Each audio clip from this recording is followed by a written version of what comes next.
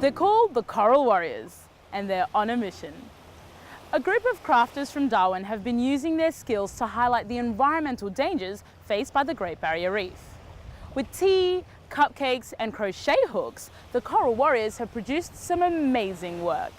Emilia Terzon checked it out for Australia Wide.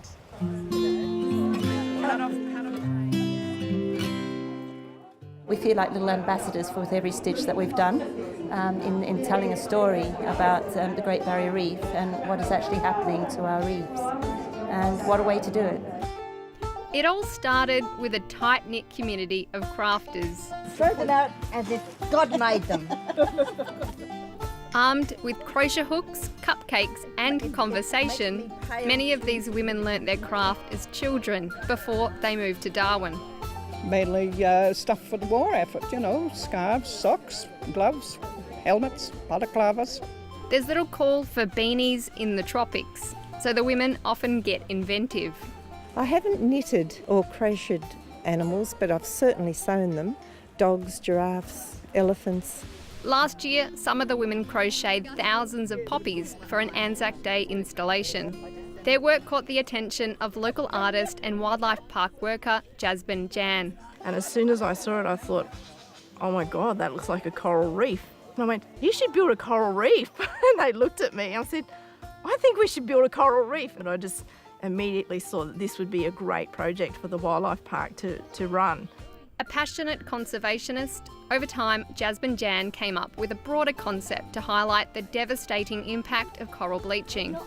The brightly coloured poles will have lots of wildlife and the white ones will actually be dead and have no life at all. None of the crafters had ever tackled coral before, but the idea was infectious. Well, that was Jasmine Jan, of course, turned up at the door with bags of wool. And of course, we couldn't stop ourselves. And more wool? Oh, yeah.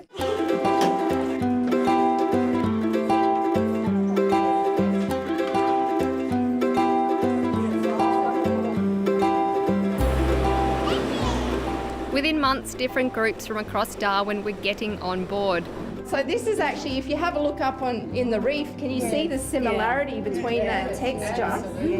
The most dedicated tackling strange creations with gusto. Okay, what have I made? Brain coral, flat coral, fan coral. It's been wonderful, the number of groups that have come together and the people with so many different ideas. And the ideas are going well beyond needlework. Can anyone explain why this coral bleaching is happening?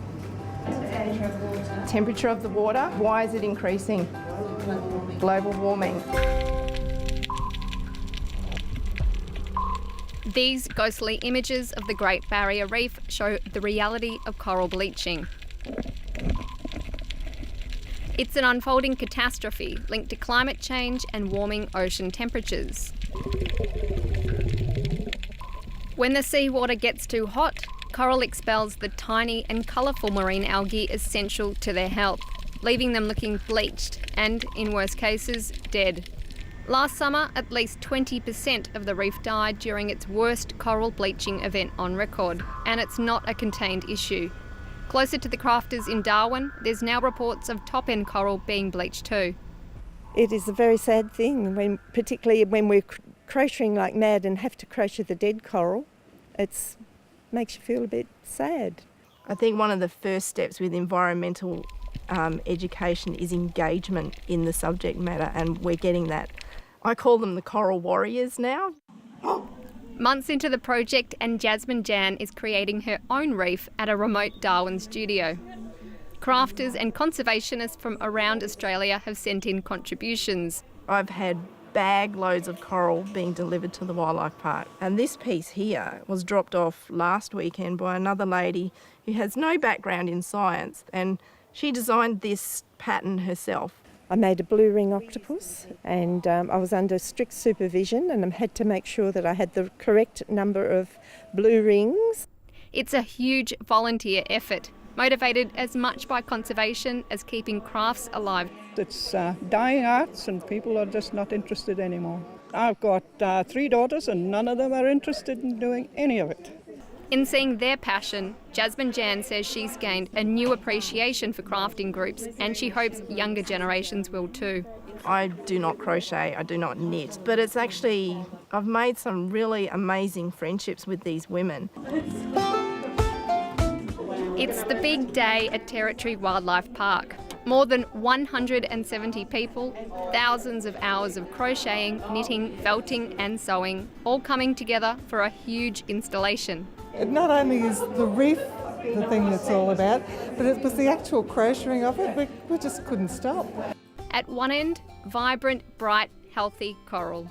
At the other, the stark bleach reality of climate change. But hopefully it is just realising what we're trying to say as a story about the Great Barrier Reef and the dying corals, and certainly looking after what we've got. I've just been feeding off the energy and the enthusiasm of the volunteers. They've just totally blown me away with how wrapped in this project they've become.